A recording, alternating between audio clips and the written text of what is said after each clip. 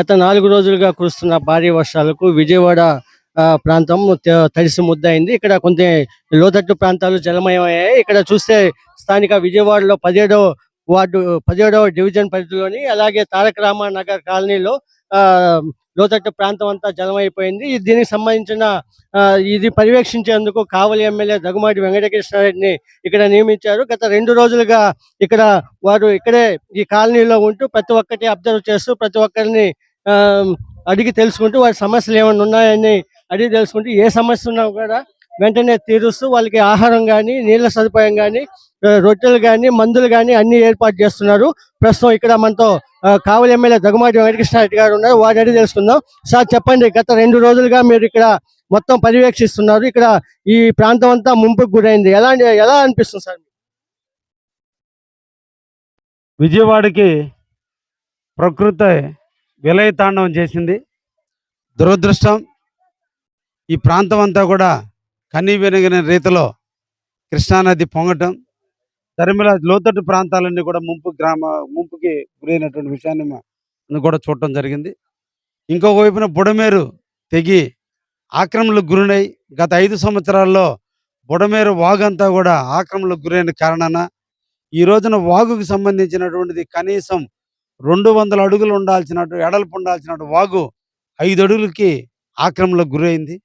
దాని ధర్మిలో ఈరోజు కట్ట దిగిపోవటం, అది వచ్చి ఈ రోజున సింగనగర్ దగ్గర నుంచి నున్న వరకు కూడా వివిధ ప్రాంతాల్లో కూడా ఈ రోజున ప్రజలందరినీ కూడా చాలా భయభ్రాంతులకు గురి చేసినటువంటి పరిస్థితి చూశాం.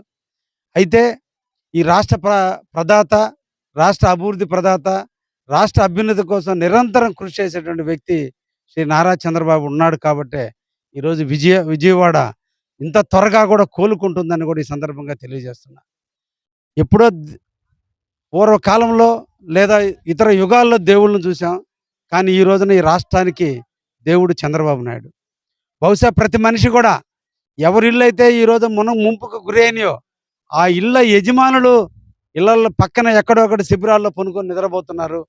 కానీ ఈ దేశాన్ని, ఈ రాష్ట్రాన్ని కాపాడుతున్నటువంటి ముఖ్యమంత్రి కనీసం 72 గంటల నుంచి నిద్ర లేకుండా అధికారులందరినీ కూడా అన్ని రంగాలుగా ఎక్కడ శానిటేషన్ ప్రాబ్లం, ఎక్కడ electrical problem, drinking water problem, food problem అన్నీ కూడా రెక్టిఫై చేస్తూ గంటకి రివ్యూలు చేస్తూ మమ్మల్ని అందరినీ కూడా ఎమ్మెల్యేలందరినీ కూడా ఈరోజు విజయవాడ నగరానికి సంబంధించిన ప్రతి ఒక్క డివిజన్కి ఒక ఐఏఎస్ అధికారిని, అదేవిధంగా ఒక ప్రజాప్రతినిధి ఎమ్మెల్యేలని ఈరోజు ఇక్కడ డిప్యూటేట్ చేయడం జరిగింది.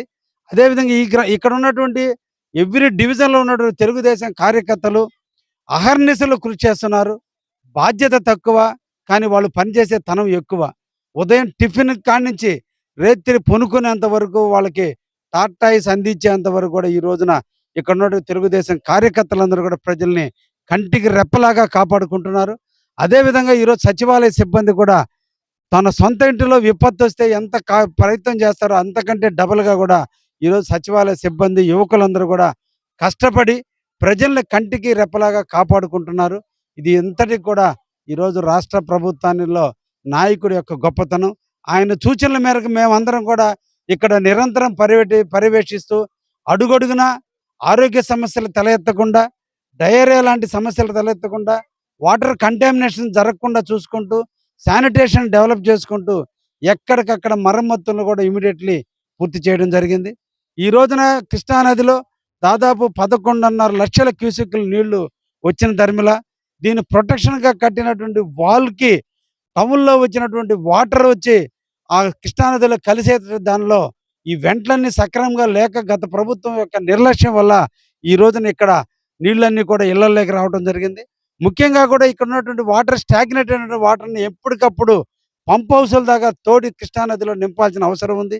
ఇవన్నీ కూడా ముందు చూపుతో గత ప్రభుత్వం లేని కారణాన ఈరోజు ఈ విపత్తులో ముఖ్యంగా 17వ డివిజన్, నేను రాణిగారి తోట ప్రాంతంలో 17వ డివిజన్ని నేను ఈరోజు బాధ్యతలు తీసుకోవడం జరిగింది. ఈ రాణిగారి తోటలో 4 సచివాలయాలు ఉంటే ఒక 81వ సచివాలయానికి సంబంధించి కీర్తిశేషులు ఎన్టీ రామారావు గారి పేరు మీద తారక రామ నగర్ ఈ రోజున కృష్ణానది వల్ల ఈరోజు కొంత ముంపుకి గురైనటువంటి విషయాన్ని మేమందరం కూడా గుర్తించాం. ప్రజలందరూ కూడా శాంతి కాముకులు, ప్రజలందరూ కూడా స్వచ్ఛందంగా ప్రజలు కూడా ఈరోజు ఇక్కడ మమేకమై ఇళ్లల్లో వస్తువులు కోల్పోయారు, బెడ్లు కోల్పోయారు. అన్ని వస్తువులు వదులుకొని ఒంటి బట్టల మీద రోడ్డు మీదకి వచ్చి శిబిరాల్లో ఉన్నారు.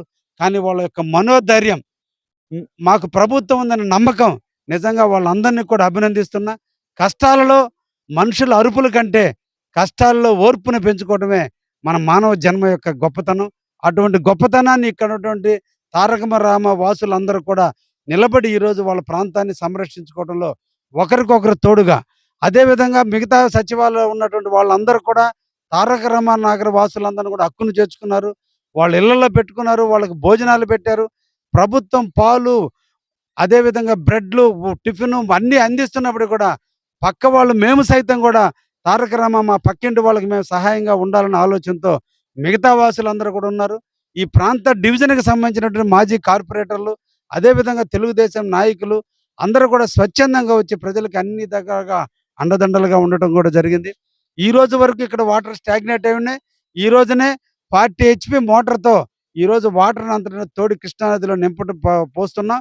అందుకని ఉదయం నుంచి ఇప్పటికే వాటర్ అంతా కూడా పోయి ప్రతి ఒక్కరు వాళ్ళ ఇళ్ళలోకెళ్ళి జీవించేదానికి, వాళ్ళ ఇల్లు క్లీన్ చేసుకునేదానికి అవకాశాలు దొరికినాయి. రేపటి సాయంత్రం లోపల ఈ ప్రాంతంలో ఉన్నటువంటి చెత్త, చెదారం అంతా తొలగించడం జరుగుతుంది.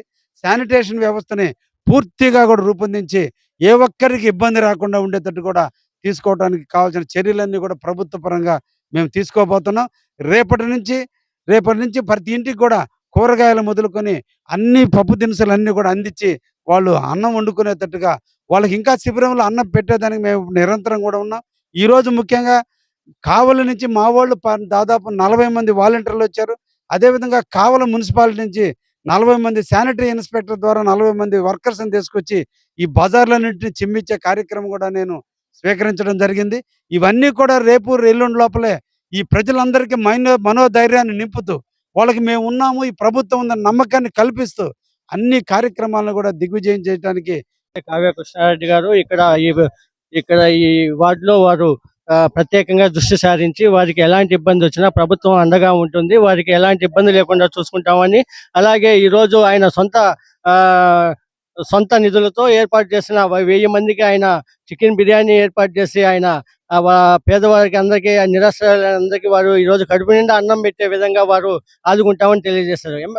కెమెరా పర్సన్ హరీష్‌తో మధు, CMD న్యూస్, విజయవాడ నుండి.